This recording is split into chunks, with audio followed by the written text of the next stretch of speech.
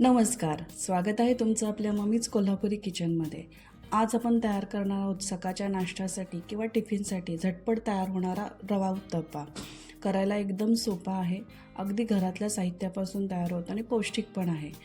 आपल्याला आवडतील त्या भाज्या वापरायच्या आहेत, त्यामुळे नक्की व्हिडिओ शेवटपर्यंत बघा. चला तर मग सुरू करूया. त्यासाठी लागेल बारीक रवा 1 कप. शक्यतो रवा बारीक घ्या, म्हणजे एकसारखे उत्तप्पा होतात. दही फ्रेश असं अर्धी वाटी घ्यायचं आहे.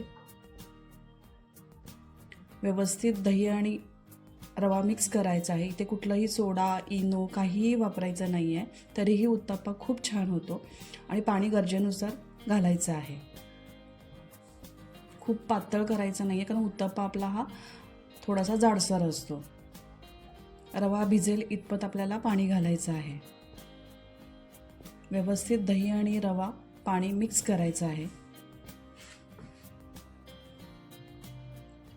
पाणी थोडं थोडं टाकायचं आहे, एकदम टाकायचं नाही आहे. आता जवळजवळ मी इथे 1.5 वाटी पाणी टाकलेलं आहे.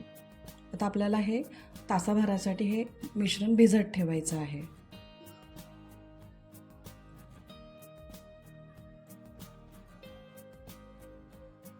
आता 1 तासाने आपण बघूया. मिश्रण छान भिजलेलं आहे.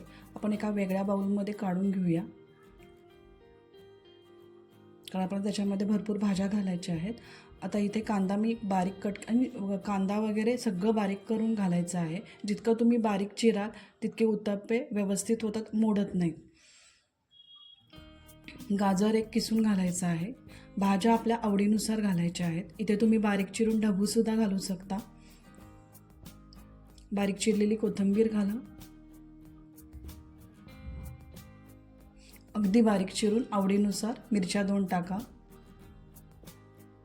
आता हे मिश्रण अगदी व्यवस्थित मिक्स करायचं आहे.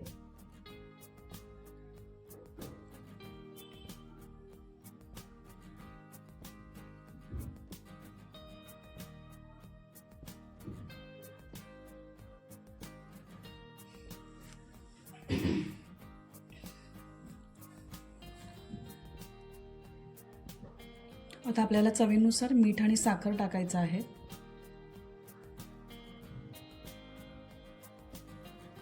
धने जिरे पावडर 1 टेबलस्पून टाका.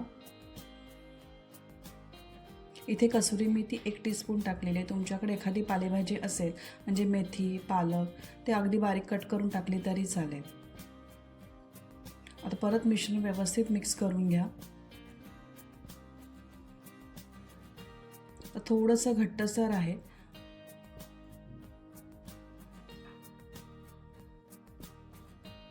थोडंसं पाणी घालायचं आहे. एक अर्धी वाटी आपण पाणी घालूया.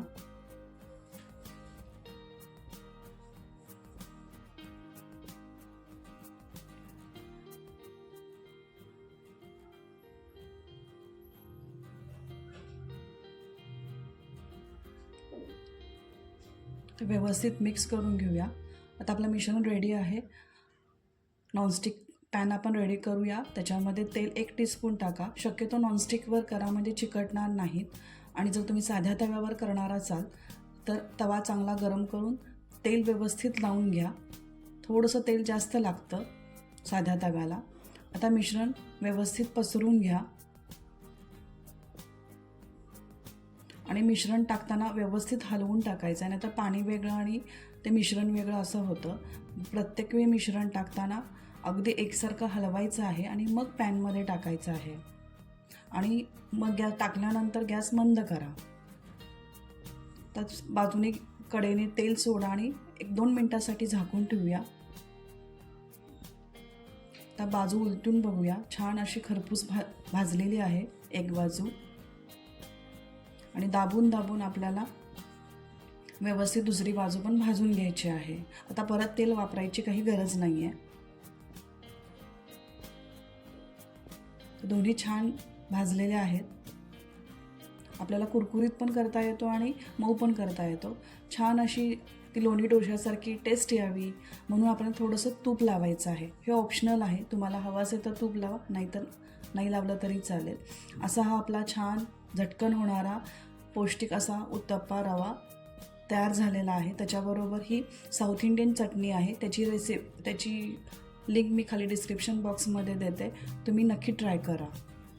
जर तुम्हाला ही रेसिपी आवडली असेल तर लाईक करा, शेअर करा आणि कमेंट करा. आणि माझ्या चॅनलवर नवीन असाल तर सबस्क्राईब करा. परत भेटूया अशाच नवीन हेल्दी आणि पौष्टिक रेसिपींसाठी. तोपर्यंत मस्त खा आणि मस्त राहा.